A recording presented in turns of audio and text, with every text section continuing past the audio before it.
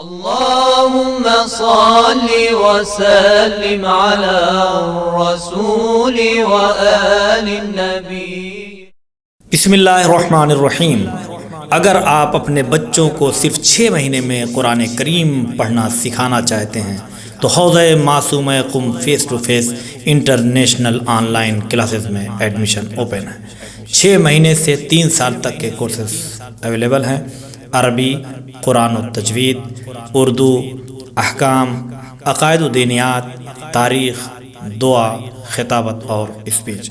Admission کی آخری تاریخ 20 اپریل 2023 ہے اور 23 اپریل سے کلاسز اسٹارٹ ہو رہی ہیں۔ رابطہ کریں ادارے کے نمبرز پر۔ حوضہ معصومہ قم انٹرنیشنل آن لائن کلاسز، نبا فاؤنڈیشن۔ نبا فاؤنڈیشن، آپ کا فاؤنڈیشن۔ اعوذ باللہ من الشیطان اللعین الرجیم، بسم اللہ الرحمن الرحیم۔ اللہم صلی علی محمد وآل محمد وعجل فرجہم۔ ناظرین کرام، السلام علیکم ورحمۃ اللہ وبرکاتہ۔ میں ہوں آپ کا میزبان زرغام اعظمی۔ حوضہ معصومہ قم نبا فاؤنڈیشن کی جانب سے منعقد کیے گئے نبا انٹرنیشنل کوئز کمپٹیشن میں آپ سب کا استقبال کرتے ہیں، اور آج پھر ایک نیا ٹاپک لے کے آپ کے درمیان حاضر ہوئے ہیں، اور آج کا جو ہمارا ٹاپک ہے وہ فتح مکہ۔ لہٰذا کچھ سوال لے کے حاضر ہوئے ہیں، اور سوالوں کے جواب دینے کے لیے ہمارے ساتھ آج اسٹوڈیو میں موجود ہے سرپرست نبا فاؤنڈیشن علی جناب مولانا سید ذوالفقار حیدر صاحب قبلہ۔ چلیے قبلہ کی خدمت میں چلتے ہیں۔ قبلہ السلام علیکم ورحمۃ اللہ۔ وعلیکم السلام ورحمۃ اللہ وبرکاتہ۔ جیسا کہ آج کا جو ٹاپک ہے ہمارا وہ فتح مکہ کے حوالے سے، لہٰذا آج کا سب سے پہلا سوال یہ ہے کہ تاریخ اسلام میں فتح مکہ کی اہمیت کیا ہے؟ اعوذ باللہ من الشیطان الرجیم، بسم اللہ الرحمن الرحیم۔ نحمدہ و نصلی علی رسولہ الکریم وآلہ الطیبین الطاہرین المعصومین۔ اسلام کی تاریخ میں فتح مکہ کی بہت زیادہ اہمیت ہے۔ فتح مکہ اسلام کی فتح کا عظیم ترین دن ہے۔ اس سے پہلے جتنے بھی غزوات اسلام میں ہوئے ہیں، ہر غزوے کی اہمیت بہت زیادہ ہے۔ انتہائی نازک اور بے سر و سامانی کے حالات میں غزوات ہوئے، لیکن اکثر جنگوں میں فتح کا سہرا مولا کائنات کی قوت و طاقت کے صدقے میں رہا، اور مولا کائنات کی شجاعت کے طفیل میں اسلام فتح سے ہمکنار ہوا۔ اس کے علاوہ ایک صلح بھی ہوئی ہے جسے صلح حدیبیہ کہتے ہیں۔ صلح حدیبیہ میں ایک شرط یہ بھی رکھی گئی تھی کہ 10 سال تک جنگ نہیں ہوگی، اور ہر قبیلے کو یہ اختیار ہے کہ چاہے وہ مشرکین مکہ کے ساتھ ہو جائے، کفار قریش کے ساتھ ہو جائے، یا رسول کے ساتھ ہو جائے۔ تو اس طریقے سے 2 مشہور قبیلے تھے، ایک قبیلہ بنی بکر تھا اور دوسرا قبیلہ خزاعہ تھا۔ قبیلہ بنی بکر کفار قریش کے ساتھ ہو گیا، اور قبیلہ خزاعہ رسول کے ساتھ ہو گیا۔ فتح مکہ کا سبب صلح حدیبیہ کی خلاف ورزی، یعنی یہ طے پایا تھا کہ 10 سال تک کوئی جنگ نہیں ہوگی، لیکن یہ جو قبیلہ کفار قریش سے تعلق رکھنے والا قبیلہ تھا بنی بکر، اس نے حملہ کیا اور بنی خزاعہ کو قتل کیا، نقصان کیا، جس کی تفصیل ابھی آگے آئے گی۔ اور بہرحال فتح کا سہرا یہاں بھی اسلام کے سر پہ رہا، اور اس کے بہت سے فوائد آگے چل کر کے ظاہر ہوئے ہیں۔ ہر جنگ میں ذلت و رسوائی جس طریقے سے کفار و مشرکین کا مقدر بنی، دشمنان اسلام کا مقدر بنی، ویسے ہی فتح مکہ کے موقع پر بھی مشرکین مکہ کو کھلی شکست کا سامنا کرنا پڑا، اور ان میں سے اکثر نے اسلام کو قبول کر لیا۔ فتح مکہ اسلام کی وہ عظیم کامیابی ہے جس میں مشرکین مکہ کا غرور اور اقتدار خاک میں مل گیا۔ یہاں بھی مولا علی ابن ابی طالب علیہ السلام کی نصرت شامل حال رہی ہے۔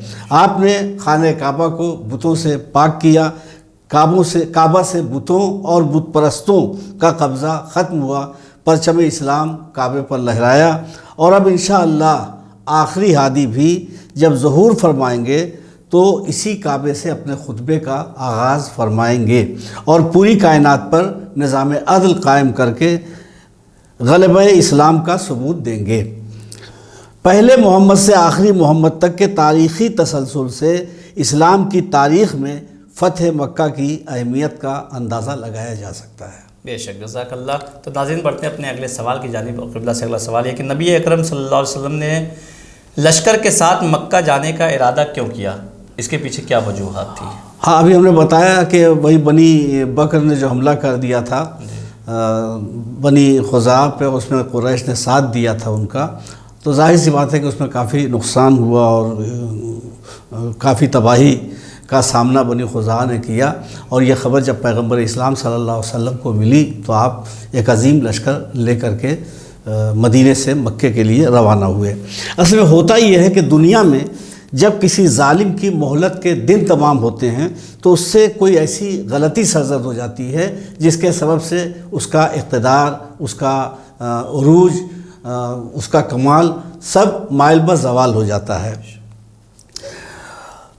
اور اس کا جو ظاہری حشم اور قدم ہے وہ سب ختم ہو جاتا ہے، ظالمانہ اقتدار کا خاتمہ یقینی ہو جاتا ہے۔ تاریخ پوری گواہ ہے، قوموں پہ عذاب آیا، حاکمان وقت جو فرما روایان وقت تھے ان کے ظلم و ستم کی وجہ سے جب عذاب آیا تو وہ کہیں کے نہیں رہے۔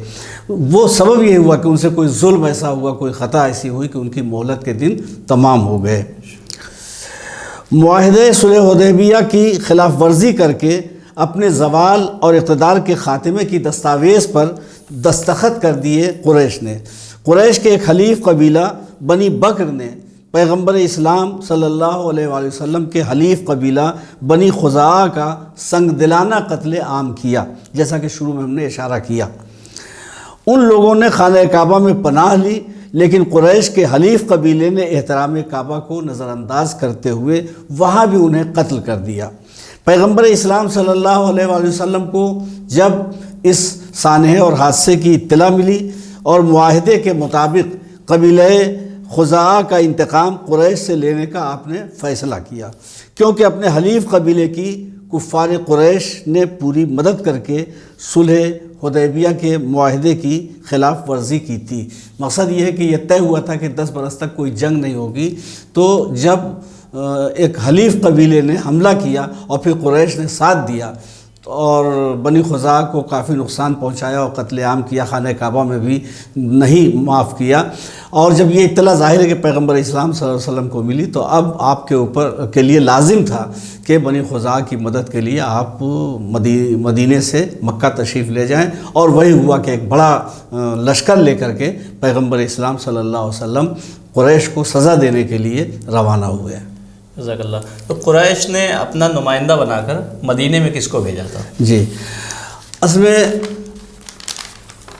قریش نے اپنا نمائندہ جو بنایا ہے تو وہ ابو سفیان کو، ابو سفیان کی ایک بیٹی تھی جس کا نام ام حبیبہ تھا، وہ رسول کی زوجہ ہوئی، پیغمبر اسلام صلی اللہ علیہ وسلم کی زوجیت میں آئیں۔ تو ابو سفیان کی ایک بیٹی تھی جو کہ پیغمبر اسلام صلی اللہ علیہ وسلم کی زوجیت میں آئی ہوئی تھی، تو کفار قریش کو، مشرکین مکہ کو یہ احساس ہوا کہ چونکہ ابو سفیان کی بیٹی کی شادی رسول کے ساتھ ہوئی ہے، لہٰذا ابو سفیان کا اثر پیغمبر اسلام پر پڑے گا، اور انہوں نے صلح کی خلاف ورزی، صلح حدیبیہ کی خلاف ورزی کر کے جو گویا ایک بہت بڑی غلطی کی ہے، تو اس کا مداوع یوں ہو جائے گا کہ تجدید صلح کا امکان ہو سکتا ہے۔ اگر ابو سفیان جا کر کے پیغمبر اسلام صلی اللہ علیہ وسلم سے گزارش کرے گا تو ہو سکتا ہے کہ بیٹی کی سفارش کام آ جائے اور پیغمبر اسلام صلی اللہ علیہ وسلم جناب ام حبیبہ کی سفارش کو قبول فرما لیں۔ تو قریش کو اپنی غلطی کا احساس ہوا، انہیں احساس ہوا کہ ہم نے کتنی شدید غلطی کی ہے، اور اس کے انجام کا بھی احساس ہوا۔ وہ جانتے تھے کہ اب اسلام وہ اسلام نہیں جو جنگ بدر میں تھا، وہ اسلام نہیں جو جنگ احد میں تھا، بلکہ اسلام اب کافی ترقی کر چکا ہے، طاقتور ہو چکا ہے۔ صلح حدیبیہ کے موقع پر اسلام کی شان دیکھ چکے تھے، اور اب ان میں ہمت اور طاقت بھی جنگ کرنے کی نہیں تھی۔ تو انہیں احساس ہوا کہ ہم سے جو غلطی ہوئی ہے اس کا انجام ہماری تباہی ہے، ہماری ہلاکت ہے، ہماری بربادی ہے۔ انہوں نے ابو سفیان کو اپنا نمائندہ بنا کر کے مکے سے مدینہ رسول کی خدمت میں روانہ کیا کہ شاید تجدید صلح کی کوئی صورت نکل آئے۔ جیسا کہ ابھی ہم نے بتایا کہ چونکہ ابو سفیان کی بیٹی ام حبیبہ رسول کی زوجیت میں تھی، اس لیے قریش کو اپنی کامیابی کی پوری امید تھی کہ ابو سفیان اپنے مقصد میں کامیاب ہوگا اور تجدید صلح ہوگی اور وہ خطرہ ٹل جائے گا، جو خطرہ ہے کہ پیغمبر اسلام مسلمانوں کا لشکر لے کر کے آئیں گے اور انتقام لیں گے، وہ خطرہ ٹل جائے گا۔ گھبراہٹ یہی تھی کفار قریش کو، تو انہیں اپنی کامیابی کی امید تھی، بلکہ یقین تھا کہ ہم کامیاب ہو جائیں گے۔ ابو سفیان مدینے آیا، بیٹی سے ملاقات کی، اور جب گھر میں بیٹی کے پاس آیا اور بیٹی سے ملاقات کی تو رسول کے بستر پہ بیٹھنا چاہا۔ یہ بڑی دلچسپ بات ہے یہاں پر کہ بہرحال اس کو ایک ناز تھا کہ ہماری بیٹی ہے اس گھر میں، تو وہ رسول کے بستر پہ بیٹھنا چاہتا تھا۔ جناب ام حبیبہ جو ابو سفیان کی بیٹی تھی اور رسول خدا صلی اللہ علیہ وسلم کی زوجہ تھی، انہوں نے کوئی رعایت سے کام نہیں لیا، کوئی مروت نہیں کی، بلا رو رعایت فوراً کہا کہ بابا اس بستر پہ آپ نہ بیٹھیے، اس بستر پہ آپ نہ بیٹھیے، اس لیے کہ آپ سراپا نجس ہیں، آپ سراپا نجس ہیں، اور یہ پیغمبر اسلام صلی اللہ علیہ وسلم کا پاک اور پاکیزہ بستر ہے، اس لیے آپ رسول کے پاک و پاکیزہ بستر پر نہیں بیٹھ سکتے۔ یہ جناب ام حبیبہ کا جملہ ایمان ابو طالب پہ بڑی مضبوط دلیل ہے کہ کوئی کافر رسول کے بستر پہ نہیں بیٹھ سکتا، اور نہ رسول کسی کافر کے بستر پہ بیٹھ سکتے، جبکہ جناب ابو طالب کے سلسلے میں یہ ہے کہ رسول کے بستر پہ آپ بیٹھتے بھی تھے اور رسول کو اپنے بستر پہ بٹھاتے بھی تھے۔ تو جناب ام حبیبہ نے اپنے باپ کو، اگرچہ باپ تھے، اور یہاں سے ایک بات اور بھی واضح ہو گئی کہ جناب ام حبیبہ نے اس بات کی کوئی رعایت نہیں کی کہ وہ ابو سفیان کی بیٹی ہیں، ابو سفیان اس کا باپ ہے، بلکہ اپنے پاکیزہ کردار سے جناب ام حبیبہ نے بتایا کہ اگر ایمان کا نور دل میں روشن ہو جاتا ہے تو اب اس سے کوئی فرق نہیں پڑتا کہ وہ ابو سفیان کی بیٹی ہے یا کس کی بیٹی ہے، نور ایمان چونکہ دل میں روشن ہو چکا ہے، لہٰذا اب کفر سے کوئی رعایت اور مروت نہیں کی جا سکتی۔ اس لیے فوراً کہا کہ بابا آپ اس بستر پہ نہ بیٹھیے، اس لیے کہ آپ سراپا نجس ہیں۔ ظاہر سی بات ہے کہ کافر نجس ہوتا ہے تو نجس ہیں، لہٰذا آپ رسول کے بستر پہ نہیں بیٹھ سکتے۔ اگر جناب ابو طالب کافر رہے ہوتے تو جناب ابو طالب پر بھی یہ اعتراض ہوتا، یا خود رسول اپنے بستر پہ نہ بیٹھنے دیتے، یا رسول جناب ابو طالب کے بستر پہ نہ بیٹھتے۔ یہ خود ایمان ابو طالب پہ ایک بڑی مضبوط دلیل ہے۔ یہی ایک جملہ جیسے ہی جناب ام حبیبہ نے یعنی ابو سفیان کی بیٹی نے یہ جملہ کہا کہ آپ سراپا نجس ہیں اور یہ رسول کا پاکیزہ بستر ہے، آپ رسول کے پاکیزہ بستر پہ نہیں بیٹھ سکتے، تو یہی ایک جملہ ابو سفیان کی امیدوں پر پانی پھیرنے کے لیے کافی تھا۔ وہ اچھی طرح اس ایک اشارے سے سمجھ گیا کہ بیٹی اب کوئی غلط سفارش رسول سے نہیں کر سکتی، اب بیٹی وہ بیٹی نہیں رہ گئی جو ابو سفیان کے گھر میں تھی، اب یہ رسول کی صرف زوجہ ہی نہیں ہے بلکہ مومنہ زوجہ ہے، ایسی زوجہ ہے کہ جس کے دل میں ایمان جگہ پا چکا ہے، لہٰذا باپ کے لیے بھی کوئی مروت اور رعایت نہیں ہے، جبکہ وہ غلط راستے پر ہے اور وہ حق پر نہیں ہے۔ تو حق کے خلاف مومن کبھی بھی آگے نہیں بڑھتا اور باطل کی طرفداری نہیں کرتا۔ یہ جناب ام حبیبہ نے ایک بہت بڑا سبق ابو سفیان کی سفارش نہ کر کے عالم اسلام کو دیا ہے۔ بہرحال ابو سفیان نے اس کے بعد جب دیکھا کہ اب بیٹی سے کوئی بات نہیں بننے والی ہے تو ڈائریکٹ براہ راست ابو سفیان نے پیغمبر اسلام صلی اللہ علیہ وسلم سے ملاقات کی اور تجدید صلح کی گزارش کی، یعنی پھر سے صلح کی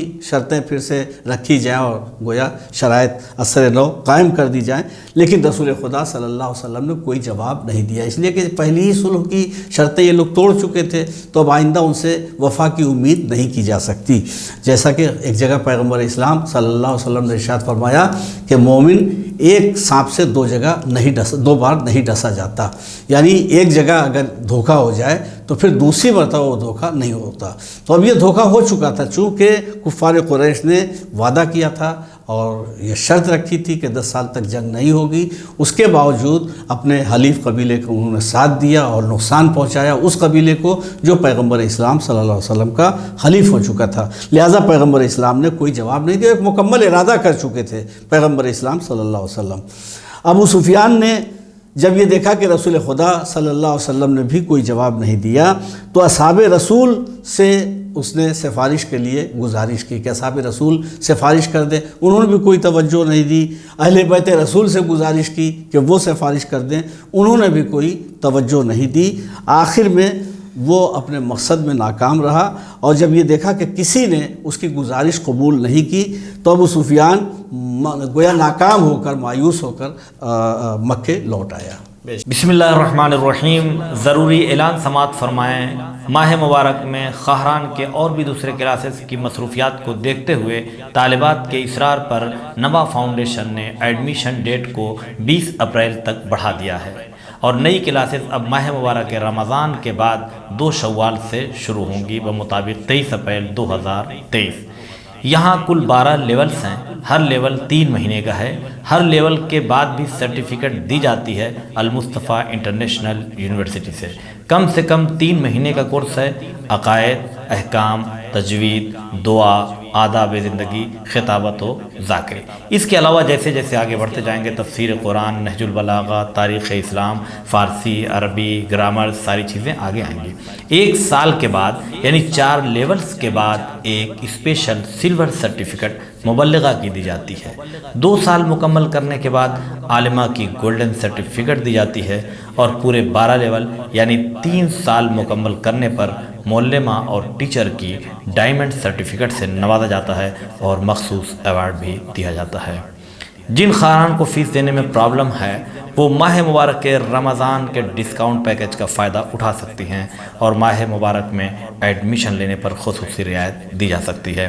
اس کے علاوہ بچوں کے لیے بھی جو 6 سال سے 14 سال تک کے ہیں تمام اسلامی کلاسز کا اہتمام ہے۔ قرآن کریم کو مخرج اور تلفظ اور تجوید آسان کے ساتھ اردو، دینیات، اخلاق، دعا، خطابت اور تاریخ وغیرہ کا کورس بھی کرایا جاتا ہے۔ خواہران اپنے لیے یا بچوں کے ایڈمیشن کے لیے رابطہ کریں ادارے کے نمبرز پر۔ شکریہ۔ نبا فاؤنڈیشن، آپ کا فاؤنڈیشن۔ تو ناظرین بڑھتے اپنے اگلے سوال کی جانب۔ قبلہ سے اگلا سوال ہے کہ نبی کتنا لشکر لے کر مدینے سے روانہ ہوئے اور مکے میں کیا واقعہ پیش آیا؟ ابھی ہم نے بتایا کہ ابو سفیان تجدید صلح کے لیے آیا تھا، اور اس کے ذہن میں ایک تصور تھا کہ ہماری بیٹی کی شادی رسول سے ہوئی ہے، لہٰذا ہماری باتوں کا رسول پہ اثر ہوگا۔ وہ شاید ابھی اس حقیقت کو نہیں سمجھ سکا تھا کہ کفر اور اسلام میں اس طریقے کا کوئی سمجھوتا نہیں ہو سکتا کہ جو حق کے خلاف ہو۔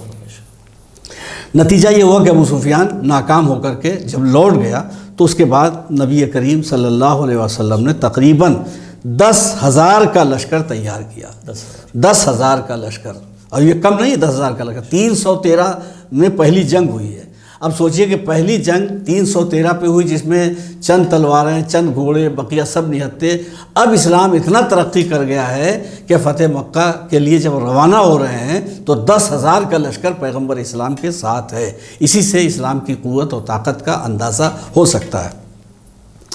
بعد 10,000 کا لشکر لے کر قریش سے انتقام کے لیے پیغمبر اسلام صلی اللہ علیہ وسلم مکے کے لیے روانہ ہوئے۔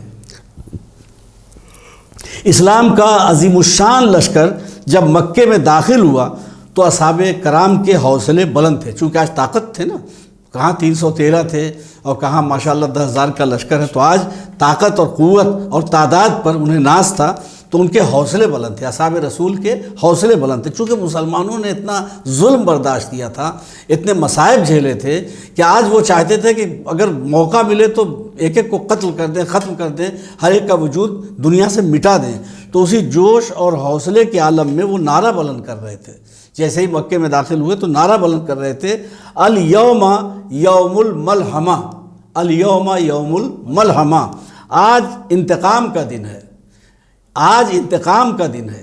یعنی جتنے ظلم ہم نے برداشت کیے ہیں یا ہمارے رسول نے برداشت کیے ہیں یا اسلام کو جن مصیبتوں کا سامنا کرنا پڑا ہے، آج ان تمام مظالم کے انتقام کا دن ہے، سخت جنگ کا دن ہے، سخت جنگ کا دن ہے۔ آج ہماری طاقت ہے، جیسے چاہیں گے ویسے لڑ لیں گے، تو سخت جنگ کا دن ہے۔ آج مکے والوں کی گرفتاری کا دن ہے، اللہ نے قریش کو ذلیل کیا۔ اس نعرے میں اہل مکہ کے ظلم کی تمام یادیں پنہا تھیں، جتنا ظلم اہل مکہ نے کیا تھا، اور رسول اسلام اور بانی اسلام کے ساتھ ساتھ مسلمانوں نے جو مظالم برداشت کیے تھے، وہ سارے مظالم کی داستان اس ایک جملے میں پنہا تھی، پوشیدہ تھی کہ آج انتقام کا دن ہے۔ رسول کو کتنی سختیاں مکے میں جھیلنی پڑی، انہی کفار قریش کی وجہ سے اپنا وطن چھوڑنا پڑا، ہجرت کر کے مدینہ گئے تو وہاں بھی یہ ستمگر باز نہیں آئے۔ اہل مکہ یہ منظر دیکھ کر گھبرا گئے، یعنی ایک تو اتنا بڑا لشکر، اس کے بعد جوش و خروش میں ان کے نعرے، لشکر اسلامی کے نعرے کہ آج انتقام کا دن ہے، آج قریش کی ذلت کا دن ہے، آج سخت جنگ کا دن ہے، تو یہ سب جملے جو سنے، یہ نعرے جو سنے تو کفار قریش گھبرا گئے، مشرکین مکہ گھبرا گئے۔ اہل مکہ یہ منظر دیکھ کر گھبرا گئے اور فریاد کی۔ اب فریاد بلند کی، اب جنگ کرنے کی ان میں طاقت نہیں تھی تو انہوں نے فریاد کی۔ ابو سفیان نمائندگی کرتا ہوا سامنے آیا، رحم کی درخواست کی اور کہا کہ آپ کریم ابن کریم ہیں، ہم پہ رحم فرمائیں۔ اب کریم ابن کریم کہہ رہا، کہا ابو سفیان تمام جنگوں کا ذمہ دار ہے اور آپ آج رسول کو کہہ رہا کہ آپ کریم ابن کریم ہیں۔ نبی نے اصحاب کے مجمع میں کھڑے ہو کر فرمایا الیوم یوم المرحمہ، یعنی پہلے کیا کہا تھا لشکر اسلامی نے کہ الیوم یوم الملحمہ، الیوم یوم الملحمہ، آج انتقام کا دن ہے۔ رسول نے کہا کہ نہیں آج انتقام کا دن نہیں ہے، الیوم یوم المرحمہ، آج انتقام کا دن نہیں بلکہ رحم و کرم کا دن ہے۔ پھر آپ نے چند اصحاب سے فرمایا کہ وہ پورے مکے میں اعلان کر دیں کہ جو ہتھیار اتار لے اسے امان ہے، جو گھر کا دروازہ بند کر کے بیٹھ جائے اسے امان ہے، حتیٰ کہ ابو سفیان کے گھر میں رہنے والوں کو بھی امان ہے۔ اب یہاں پر ایک اعتراض یہ ہوتا ہے کہ ابو سفیان تو ابھی کافر تھا اور ابھی اسلام بھی تازہ گویا لائے گا یہاں فتح مکہ کے موقع پر، تو اس کے گھر میں رہنے والوں کو امان پیغمبر اسلام نے کیوں دی؟ لیکن یہ ایک بہت بڑی گویا دینی بصیرت تھی، بلکہ نبوت کی بصیرت تھی۔ وہ واضح اور ثابت یہ کرنا چاہتے تھے کون کس مزاج کا ہے، جو جس مزاج کا ہوگا وہ اسی کے گھر میں پناہ لے گا۔ تو ابو سفیان کے گھر میں ظاہر ہے کہ وہی لوگ پناہ لیں گے جن کا مزاج ابو سفیان کے مزاج سے مل رہا ہوگا، تو حتیٰ کہ ابو سفیان کے گھر میں رہنے والوں کو بھی امان ہے۔ نبی کو وہ دن یاد آیا کہ ایک دن اسی مکے سے شب ہجرت کس طریقے سے رات کی تاریکی میں نکلے تھے، آج اپنے اسی وطن میں فاتحانہ شان سے داخل ہو رہے ہیں۔ رحمت للعالمین پیغمبر نے اپنے خون کے پیاسوں پر ایک نظر ڈالی اور فرمایا اذهبوا انتم الطلقاء۔ یہ ایک بہت بڑا جملہ تھا، فرماتے ہیں جاؤ تم سب ہمارے آزاد کردہ غلام ہو۔ طلقاء کہا ہے تم ہمارے آزاد کردہ غلام ہو۔ دربار شام میں حالت اسیری میں جناب زینب نے اسی منظر کی طرف اشارہ کیا تھا۔ فتح مکہ میں جو آزاد کیا گیا تھا یزید کے باپ دادا اور ان کے خاندان کے بزرگوں کو، اس طرف اشارہ کیا تھا، بنی امیہ کے افراد جو تھے اس طرف اشارہ کیا تھا جناب زینب نے کہ حاکم ظالم کو اس کی حیثیت اور اوقات کو یاد دلائی تھی، اشارہ کر کے فرمایا تھا ہمارے آزاد کردہ غلاموں کی اولاد، ہمارے آزاد کردہ غلاموں کی اولاد، کیا یہی انصاف ہے کہ تیری کنیزیں تو پردے میں رہیں اور آل رسول کو بازاروں میں لایا جائے؟ ماہ رمضان مبارک 8 ہجری میں مکہ فتح ہوا۔ اس موقع پر چشم فلک نے رحمت للعالمین پیغمبر کے عفو و درگزر کا حیرت انگیز منظر دیکھا۔ مکے میں مسلسل اذیتیں دینے والے، پھر مدینے میں جنگیں کر کے اسلام مٹانے کا خواب دیکھنے والے مشرکین مکہ اور ان ظالموں کا سربراہ ابو سفیان، رسول کے چچا جناب حمزہ کا قاتل غلام وحشی بن حرب اور جناب حمزہ کا جگر چبانے والی ہندہ، کیسے کیسے دشمن تھے، پیغمبر نے عفو درگزر سے کام لیتے ہوئے سب کی زندگیاں بخش دیں۔ گویا یہ ایک بہت اخلاق کا اہم پہلو ہے پیغمبر اسلام صلی اللہ علیہ وسلم کا، اور ضرورت اس بات کی ہے کہ دنیا کی تمام قوموں کے سامنے فتح مکہ کے موقع پر پیغمبر اسلام کے عفو درگزر کو پیش کیا جائے تاکہ دنیا کو معلوم ہو کہ اتنا عظیم لشکر اس آن بان شان کے ساتھ مکے میں داخل ہونے کے بعد بھی، دشمن پہ اختیار رکھنے کے باوجود بھی پیغمبر اسلام صلی اللہ علیہ وسلم نے کس طریقے سے اپنے دشمنوں کو معاف کیا، ان کی زندگیاں بخش دیں۔ بے شک، جزاک اللہ۔ تو ناظرین بڑھتے اپنے اگلے سوال کی جانب، اور قبلہ سے اگلا سوال ہے کہ خانہ کعبہ سے بت کب ہٹائے گئے؟ اسی فتح مکہ کے موقع پر کعبے سے بت ہٹائے گئے، جیسا کہ ابھی ہم نے بتایا کہ رمضان المبارک 8 ہجری میں مکہ فتح ہوا، اسی موقع پر خانہ کعبہ سے بت ہٹائے گئے اور مولا علی نے رسول کے دوش پر سوار ہو کر بت شکنی کی۔ یہ بھی فضیلت مولا علی کے مقدر میں ہے، یعنی دوش رسول پہ اس جگہ مولا علی کے قدم تھے جہاں مہر رسالت تھی، مہر رسالت پر مولائے کائنات کے قدم تھے۔ تو ظاہر سی بات ہے کہ مہر رسالت جو ہے وہ اگر آپ دیکھیے تو مثلا محمد رسول اللہ تو یہ قرآن کی آیت کا ایک جز ہے، اب وہاں پہ قدم ہے تو آخر قدم مہر رسالت پہ کیسے ہو سکتے ہیں؟ تو اس کا جواب ہمارے علماء نے یہ جو دیا وہ یہ کہ جس طریقے سے قرآن پہ قرآن رکھا جا سکتا ہے، قرآن کے پارے پہ قرآن کا پارا رکھا جا سکتا ہے، قرآن پہ قرآن رکھا جا سکتا ہے، ویسے ہی قرآن ناطق پہ ایک قرآن ناطق تھا۔ بہرحال اس موقع پر پیغمبر اسلام صلی اللہ علیہ وسلم کے دوش پر سوار ہو کر کے مولائے کائنات نے جو بڑے بت تھے ان کو توڑا۔ رسول نے پوچھا علی خود کو کتنا بلند محسوس کر رہے ہو؟ دیکھیں اس جملے میں ایک بڑی بات ہے، شب معراج پیغمبر اسلام کتنا بلند ہے، تو صاحب معراج پیغمبر کے دوش پر مولا کائنات علی ابن ابی طالب علیہ السلام کے قدم ہے۔ تو اب رسول پوچھ رہے ہیں کہ علی اپنے آپ کو کتنا بلند پا رہے ہو، محسوس کر رہے ہو؟ مولا نے جواب دیا یا رسول اللہ چاہوں تو آسمان چھو دوں، چاہوں تو آسمان چھو دوں۔ بعد بت شکنی کے زمین سے مولائے کائنات اترے تو مسکرائے۔ رسول نے سبب پوچھا کہ علی مسکرانے کا سبب کیا ہے؟ تو مولائے کائنات نے فرمایا کہ یا رسول اللہ اتنی بلندی سے کودا مگر چوٹ نہیں آئی، چاہوں تو آسمان چھو دوں اور اب وہاں سے زمین پہ کود رہے ہیں تو کہنے اتنی بلندی سے کودا لیکن چوٹ نہیں آئی۔ تو پیغمبر اسلام صلی اللہ علیہ وسلم نے فرمایا کہ چوٹ کیسے لگتی، چوٹ کیسے لگتی؟ بلند کرنے والا رحمت للعالمین، اتارنے والا جبرائیل امین، تم کار حق میں مصروف تھے، بار حق میں اٹھائے ہوئے تھا، تو ظاہر ہے کہ چوٹ کیسے آتی۔ یہ بت شکنی کا منظر تھا جو مولائے کائنات علی بن ابی طالب کے ہاتھوں سے انجام پایا اس عالم میں کہ رسول کے دوش پہ سوار ہو کر کے جو بڑے بت رہ گئے تھے ان کو مولائے کائنات نے توڑا تھا۔ فتح مکہ سے ہمیں بہت سے سبق ملتے ہیں، یہاں اس کی تفصیل کا موقع نہیں، لیکن سب سے اہم بات یہ ہے کہ خدا کی راہ میں مشکلات پہ صبر کرنے کا نتیجہ بہترین صورت میں سامنے آتا ہے۔ یعنی ایک دن تھا جب کسی مکے سے پیغمبر اسلام صلی اللہ علیہ وسلم رات کی تاریکی میں ہجرت کر کے روانہ ہوئے تھے، اور اب دوسرا موقع وہ آیا کہ فاتحانہ شان سے اسی مکے میں داخل ہو رہے ہیں۔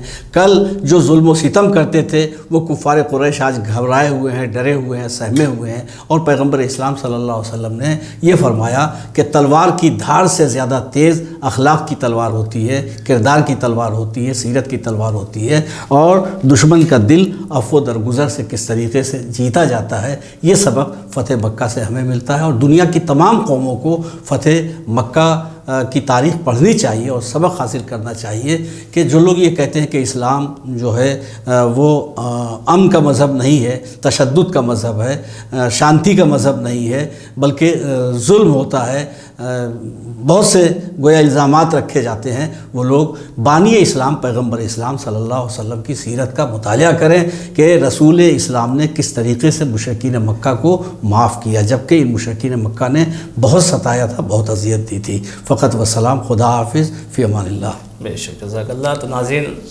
چھو سکتا تھا عرش کے تارے پھر بھی چھوتا کیوں، بلوا لیتا ہوں جب اس کو اپنے در پر میں۔ آج ہمارا وقت یہیں پہ تمام ہوتا ہے، انشاءاللہ پھر ملاقات ہوگی نیکسٹ ایپیسوڈ میں، تب تک کے لیے ہمیں اجازت دیجیے۔ خدا حافظ، والسلام علیکم ورحمۃ اللہ وبرکاتہ۔ بسم اللہ الرحمن الرحیم۔ اگر آپ اپنے بچوں کو صرف 6 مہینے میں قرآن کریم پڑھنا سکھانا چاہتے ہیں تو حوضہ معصومہ Qom face to face international online classes میں ایڈمیشن اوپن ہے۔ 6 مہینے سے 3 سال تک کے کورسز اویلیبل ہیں۔ عربی، قرآن و تجوید، اردو، احکام، عقائد و دینیات، تاریخ، دعا، خطابت اور اسپیچ۔ ایڈمیشن کی آخری تاریخ 20 اپریل 2023 ہے اور 23 اپریل سے کلاسز اسٹارٹ ہو رہی ہیں۔ رابطہ کریں ادارے کے نمبرز پر۔ حوضہ معصومہ قم انٹرنیشنل آن لائن کلاسز، نبا فاؤنڈیشن۔ نبا فاؤنڈیشن، آپ کا فاؤنڈیشن۔